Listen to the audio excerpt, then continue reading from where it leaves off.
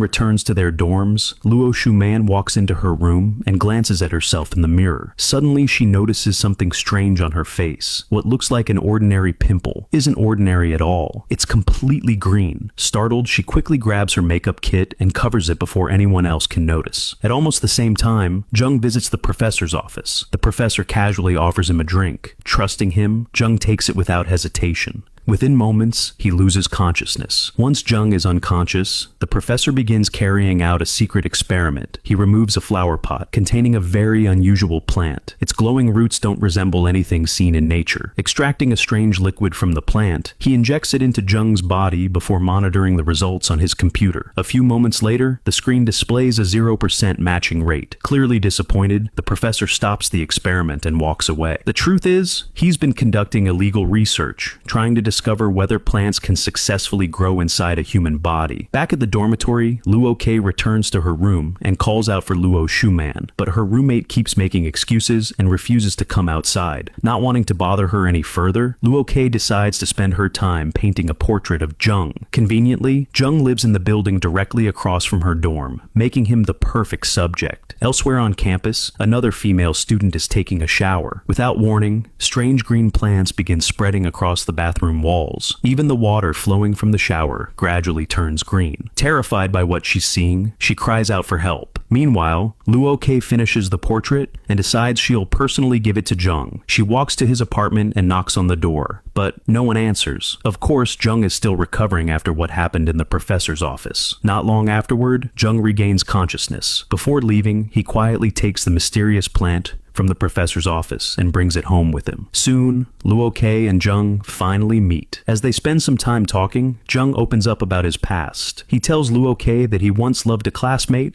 but after receiving a job opportunity overseas, she left and their relationship came to an end. Hearing that story, Luo K can't hide her disappointment. She quietly turns to leave, but Jung follows her outside. Finally, he admits something he's been hiding. He tells Luo K that he does like her. Still, he reminds her that as long as she's his student, they can't be together. Instead, they make a promise. After Luo K graduates, they'll spend time together, and if everything works out, maybe even build a future together. Before they part ways, Jung gives Luo K the same mysterious plant he secretly brought from the professor's office. That night, Luo K places the plant inside her room and gently sprays it with water. As she touches one of its leaves, something unexpected happens. The sharp edge slices her finger. Surprised, she quickly wraps a bandage around the small cut. Before going to sleep, she calls out to Luo Shuman several times. There's no response. Assuming her roommate has already fallen asleep, Luo K heads to bed herself. The next morning, something feels wrong. A strange green liquid is slowly dripping from Luo Shuman's bed onto the floor. Nervously, Luo K walks closer. As she pulls back the blanket, she freezes. Luo Shuman has passed away. Strange plant growth has spread throughout her body.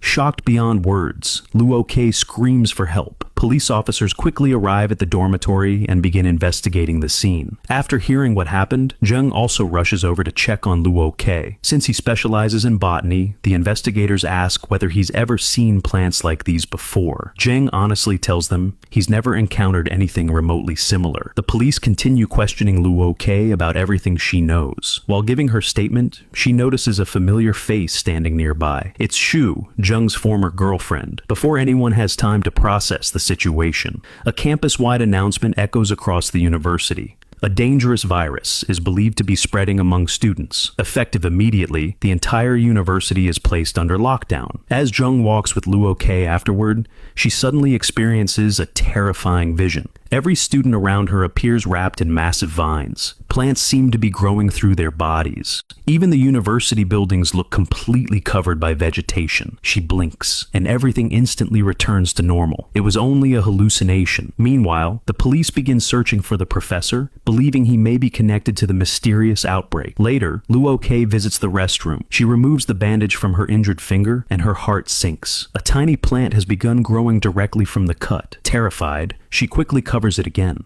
Soon, everyone remaining on campus is ordered to gather inside the university gymnasium for medical testing. The goal is to identify anyone carrying the unknown infection before it spreads any further. Teams wearing protective masks begin examining each student one by one. There, Jung and Luo Qi meet Shu. She explains that she previously worked with the professor at a pharmaceutical company. After discovering he was secretly conducting illegal experiments, she tried to stop him. Instead, she lost her job. Now she's returned to investigate everything herself. Zhu then reveals something that catches Jung completely off guard.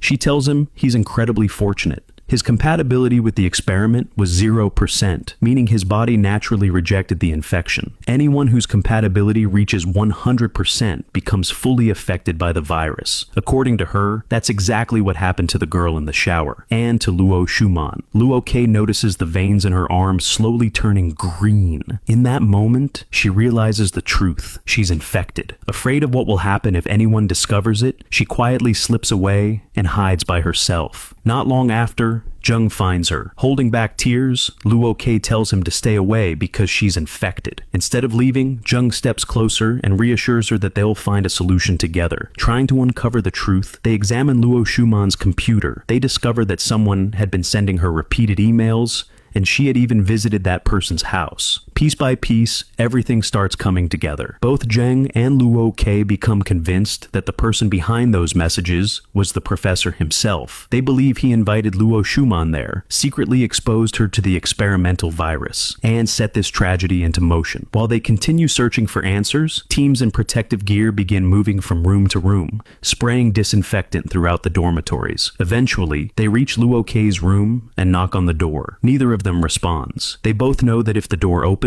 Luo K's infection will immediately be discovered. Then, a glass of water slips from Luo K's hand and crashes onto the floor. The noise gives them away. The team forces the door open, finds the two of them inside, and escorts them to the laboratory. There, Luo K is tested. This time, there's no hiding the truth. Everyone learns she's infected. To safely restrain her condition, the medical team administers several injections, causing her to lose consciousness. Moments later, they carry her away. Zheng desperately tries to stop them, shouting that they can't take her because he loves her, but he's held back. Soon afterward, Zheng meets with Shu and a team of doctors to discuss everything they've discovered so far. The doctors confirm one important detail. This infection doesn't spread through coughing, sneezing, or normal contact. Instead, it only spreads when the virus is directly introduced into someone's body. Hearing this gives the medical team some relief, but Zhu isn't convinced the danger is over. She explains that Luo K's genetic makeup is a 100% match for the virus. If that compatibility is allowed to reach its full potential, the consequences could become impossible to control. She warns everyone that they need to find a solution before it's too late. Since Shu has been investigating the professor's research for a long time,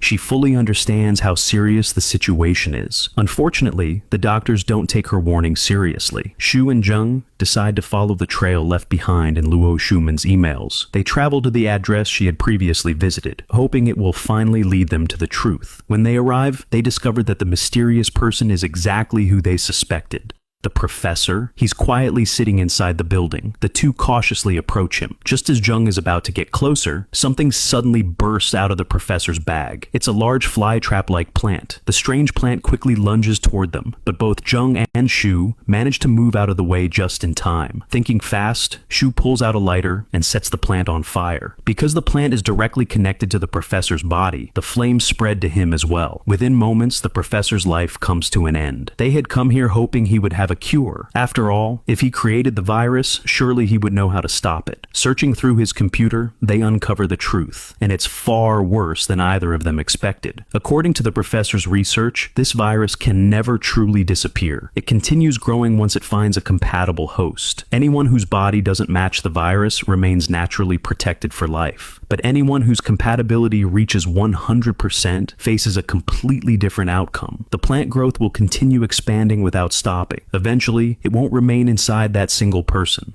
It will spread beyond the body, into nearby buildings, throughout the city, and, if left unchecked, even farther. Realizing how valuable this research is, Shu begins transferring all of the professor's files to her company's database. Jung immediately tries to stop her. He warns that if this information falls into the wrong hands, someone else could repeat the professor's experiments. Shu refuses to listen. Instead, she sprays Jung with a chemical that causes him to lose consciousness. After finishing the data transfer, she's about to leave, but something unexpected happens. The burned plant isn't completely gone. It has already started growing again. Without warning, one of its vines reaches Shu before she can react. At the very same time, inside the university, Luo Kei's compatibility with the virus finally reaches 100%. Her body becomes the perfect host. The strange plant growth rapidly expands around her, becoming stronger with every passing second. Nearby doctors and university staff are caught completely off guard as the rapidly spreading branches overwhelm the entire area. When Jung finally regains consciousness, he immediately rushes back to the university. But what he finds there is almost impossible to believe. Everywhere he looks, plants have completely taken over. Buildings are covered. Walkways have disappeared beneath thick vegetation. The entire campus has transformed into an enormous forest. In the end, the plant growth continues